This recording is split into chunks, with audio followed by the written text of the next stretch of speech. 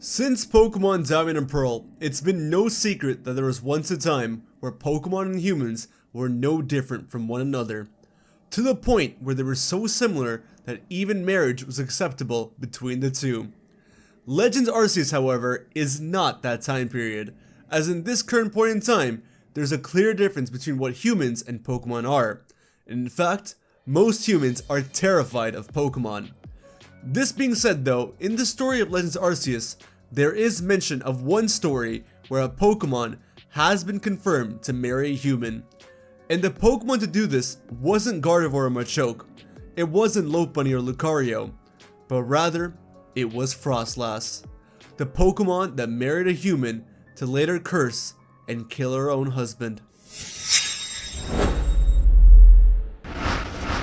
What's going on, guys? HybridHero here with a juicy lore video for you guys about a topic that I know way too many of you are interested in. But I can't lie, it adds some crazy interesting lore to Pokemon Legends Arceus. As most of you know, in Pokemon Diamond and Pearl, there were the various Sinnoh Myths in the Canon library, and there was something very interesting about Sinnoh Myth 3. Sinnoh Myth 3 in its local English translation did not match its Japanese translation. The English translation stated that there was once a time where there was little to no difference between humans and Pokemon, to the point where they used to share the same table to eat together. However, the literal Japanese translation states that there were once Pokemon that married people, and people who married Pokemon, because they were both once the same. Which is more than likely saying that somewhere down the line in the evolution of mankind, in the Pokemon universe, we evolved from a similar ancestor as some or all Pokemon did. But regardless, when we got Pokemon Legends Arceus, though it's not set way back in the past, to the point where we can't differentiate between humans and Pokemon, I still decided to do some digging and see if there are any mentions of human and Pokemon marriage existing way back when. And sure enough, it did. After some time after getting access to the Alabaster Icelands, you can go down to the bottom of the galaxy headquarters and talk to Mani over here, where she'll tell you that her family always passed down the tales of an ancestor who lived in the village around the avalanche slopes in the Alabaster Icelands, but that she's never been able to find any evidence of any kind of human settlement residing in that area. She begins to have doubts whether the tale is true or not, but really wants to know her roots and where she's come from, and asks you to report to her if you find any evidence of people living there at some point. When you get to the Icelands, if you make her request Traces of a Lost Village, the current objective, you'll then be led to this peculiar Snorunts, who are just chilling there, no pun intended, but they seem to be up to something suspicious as well. If you approach them, they'll actually leave, but not before one signals you to check out the area they were once on top of. That, or the Snorunt turned back to see if you get the old journal before you could, because when you go up to see what the two Snorunt were looking at, it happened to be the torn half to an old journal. Now, as we go through this journal, you'll notice that while the date and the first few lines are clear, if you keep on reading, there are some words missing. Words that have been lost to time since the journal is so old and worn out. Now, I'll probably be having this section of the journal on screen on fast forward, so if you want, you can slow it down and read it for yourself. But to make it easy for everybody, I'm going to be filling in the words to the journal myself, as it seems pretty easy to put most of these words together and get an idea of what this journal is trying to tell us. February 5th. I was on my way back to the village when a blizzard blew in. I decided to take refuge for the night in one of the mountain huts. I awoke at dawn due to some noise. Before me stood a Pokemon, garbed in a fine kimono. Our eyes met, and its beauty stole the breath from my breast. Yet, it was a terrible beauty, frightening to behold. I closed my eyes in terror, waiting for the Pokemon to move on and leave me in peace. When I next opened my eyes, the Pokemon had disappeared, leaving behind nothing but the driven snow. As you finish with that last sentence, you realize that the rest of the pages are missing and continue on with the next half of the quest. And so far, we have a Pokemon that was dressed in a fine kimono who met a man near some mountain huts, who the man claimed to be both beautiful and yet terrifying. So keep that in mind. As you continue with the quest, you'll find the two Snorunt again, and suddenly, without any warning, a Froslass will appear and attack you. You of course have to beat this level 55 Froslass in battle, And once you do, it will leave behind something. A bundle of pages without a cover that fits perfectly well with the journal we picked up earlier. The other half of the journal that mentions the village in the Alabaster Icelands. Now that you have the full thing, you begin to read it. Once more, I'll let the whole thing play out real quick, so that those of you who want to fill in the words yourself may do so by slowing down this video. But for those of you that don't care, let me fill in the blanks for you. September 1st. It's hard to believe it's been years now since my wife and I began living together in the village. I was flipping through my old journal entries today and happened to be reminded of the Pokemon I met once. In an odd way, my wife reminds me of the Pokemon that I met that day. But I remind myself that I live in the real world, not in a world of old fairy tales. Surely, such things cannot be true. Now we do have some more pages left to go through, but I would like to point out that the word before years is hard to determine, but we can say it's been some amount of years, we just don't know how long. I would reckon quite a few at least, for reasons that I'll get into later, and for two other parts of the journal, I filled in the words, my wife. I'm assuming that really, a name is what's supposed to go there. However, we do not have any such name to put there, so I filled it in with something generic like this. Now, why a wife specifically? Why not a brother? Why not a mother, sister, father, or anything else? He could have moved in with anybody, really. That will be answered once we read this last few pages. And for the final time, I will play it in fast forward, and those of you who wish to read it yourself will have the opportunity to do so here. As for the rest of you, let's read through the final entries of this journal together, shall we?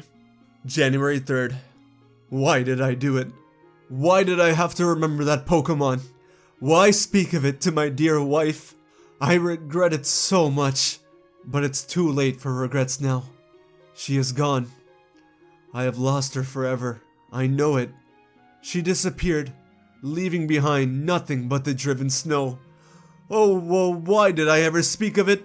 If only I had held my tongue, kept my silence, I wouldn't have ever been cursed to know such grief. And that is the final entry of the journal. When you return to Mani in the Galaxy headquarters, you inform her of the journal you found and the traces of the settlement in the Avalanche Slopes. However, when you look around your satchel to find the old journal, you can't seem to find it anywhere. You explain to Mani about the journal and how it's missing, and that you got it from a Pokemon, and explain to her what the contents of the journal said. You know, with most of the words missing. And then Mani exclaims that the words from her journal line up with what her old grand said about the village, and she's grateful to you for clearing her doubts and finding her roots in the village, and rewards your efforts with none other than a Dawnstone, the very item to evolve Snorunt into Froslass. So let's talk about those journal entries. If you couldn't tell already with the way I filled up some of those words, I'm implying that a man once met Froslass near the mountain huts, and after some time, Froslass turned into a woman who married this man. This may seem crazy at first, but the evidence is there not only with this journal entry, but also Froslass Dex Entries and Origin. First of all, coming to the first journal entry, written in the wintry month of February, I don't think it's any surprise that Froslass is the Pokemon mentioned in the first entry. Froslass is one of the only Pokemon dressed in a kimono, and it may be the only Hisuian Pokemon garbed in a kimono from her dex. A beautiful Pokemon, yet one that's terrifying, fits Froslass' typing as well, as it's a female-only Ice and Ghost-type Pokemon, and one that vanishes, leaving behind only the driven snow. From the first to the second entry, some years have passed by, and while the first entry was in the wintry month of February, this next entry is in a slightly warmer month, even in the Icelands I'm sure, of September. And this is where I think I should begin talking about the lore surrounding Froslass. According to its dex entries, Froslass is a Pokemon that has the soul of a lost woman who passed away on a snowy mountain, who then possessed an icicle. The icicle part is kinda strange, but we also hear that the food that Froslass relishes the most are the souls of men. In fact, a lot of its Gen 7 dex entries mention this, and if Froslass is not at least devouring the souls of these men, it will at the very least keep the men frozen and keep them as decorations in its home. However, this will only be men that it thinks are handsome. By its dex entries alone, it sounds rather contradictory to the title of this video. It sounds as if the Pokemon were really Froslass, it would have opted for either eating or freezing the human rather than marrying him. But that's not true when we look at Froslass's origins. Froslass is based off the Yuki-Onna, a female ice spirit from Japanese lore. Now the Yuki-Onna has an inhumane beauty, just the same as Froslass would. And the Yuki-Onna has many different stories attached to it. Some stories have her just satisfied to see someone pass away, and other times she is shown to prey on weak-willed men through acts of lust or simply even a kiss. But the story we're focused on today is one written by the Greek and Japanese writer Lafcadio Hearn. I apologize if I'm mispronouncing that, but Lafcadio was born in Greece in 1850 and later died in Japan in 1904. Now there's a lot to get into about this guy, but to simplify for the sake of this video, Lafcadio in around 1896 became a Japanese citizen and went under the name Yakumo Kaizumi, and under this name, it seems he wrote a bunch of original Japanese folktale stories that would later become classics in our day and age. One of which was on the Yuki-Onna, the very story that this whole side quest is based off of. There's a much larger version to this story which you can find on the internet and maybe in the description down below if I'm allowed to post it. But for now, I'm going to give you the shortened version of the story which you can find on Wikipedia. A long time ago, there lived two woodcutters, Minokichi and Mosaku. Minokichi was young and Mosaku was very old.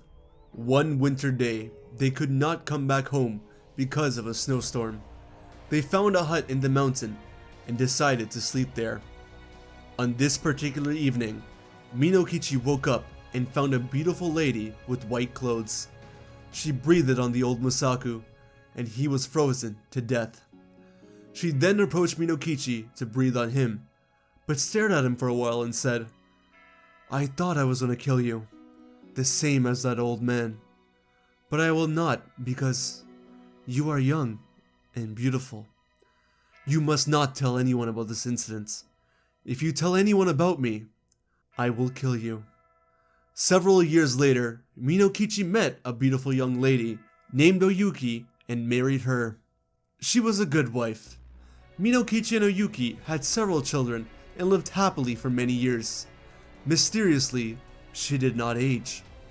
One night after the children were asleep, Minokichi said to Oyuki, "Whenever I see you, I am reminded of a mysterious incident that had happened to me. When I was young, I met a beautiful young lady like you. I do not know if it was a dream or if she was a Yuki-Onna." After finishing his story, Oyuki suddenly stood up and said, "That woman you met was me. I told you that I would kill you if you ever told anyone about that incident. However, I can't kill you because of our children. Take care of our children."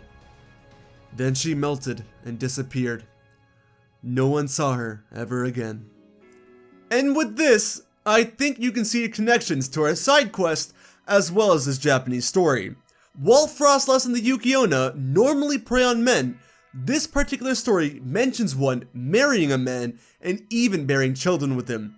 In fact, this particular story in its full even has Minokichi and Oyuki enter and live in a new village together after some time, the same as the side quest. And if we go back to the second journal entry, you can now see where I got the words "my wife" from. At this point in the entry, the man and the wife have been living together in this village for some time now, and he thinks about how similar his wife is to the Froslass he saw years ago, and even begins to think that they might be the same. However, he brushes it aside, thinking that it would be too crazy for something like that to ever occur. By the time of the third entry, we have moved once again from September to the colder, wintry month of January, and by this point, the man has already made mention of Froslass to his wife, who would have come out of disguise and claimed that she was indeed Froslass.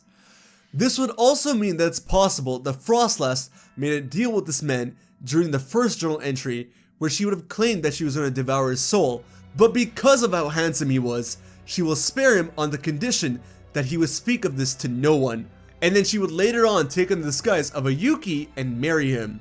However, he later remembered these events and spoke about it to his wife Oyuki, who turned out to be Froslass herself. This most likely happened in the presence of their sleeping children, which would explain why he is still alive and able to write this journal entry, as Froslass has spared him for the sake of the children. In the full-length story, the Yuki-Onna states that she would spare Minokichi for the sake of their children, but would kill him if any one of their children complained about him. And in the full story, they had a total of 10 children, 5 boys and 5 girls, so a lot of room for complaints, unfortunately. And this also makes me think that in the Pokemon world, our guy over here was cursed the same way, where if any one of his children with Froslass complained about him, Froslass would come back and take his soul. This is further implied when you speak to Mani again, and she states that the journal seemed to be under a Pokemon spell. But the real curse and grief for him here is the loss of his wife, Oyuki, Froslass, the woman who was once perfect for him, but the woman who was also indeed a Pokemon. The first ever recorded incident of a Pokemon and human marriage from what we've seen in the Pokemon world. Now, past the marriage part, there are a few things to take away from this. One thing is that it seems Pokemon may be able to take on a human form and maintain that form, going as far as bearing children with another human being. Whether this is possible with a Pokemon such as Zoroark may be unclear, but some ghost-type Pokemon anyways seem as if they can maintain their human form and reproduce with another human being. This also, frighteningly enough, implies that Mani's bloodline is indeed part Pokemon. At the end of the quest, if you speak to her again, though the journal may be a part of her family, she states that the journal most likely returned to where it belongs, Froslass, who is presumably her ancestor, meaning that, yes, while at one point there was no difference between human and Pokemon, and that the bloodlines could be passed on from one another, it implies that this was still happening in more recent times in Hisui, during the times where you could very well differentiate between human and Pokemon. Could it be happening in more modern times in the Pokemon world? I'm not too sure. I don't know if anyone would know that either. If a Pokemon like Froslass disguised itself as a human, there could be a lot more Pokemon and human marriages happening that the characters of the world just aren't aware of. But for now, as far as we know, Froslass, the Pokemon bearing grudges with the soul of a woman, is the very first Pokemon to have been recorded to marry another human.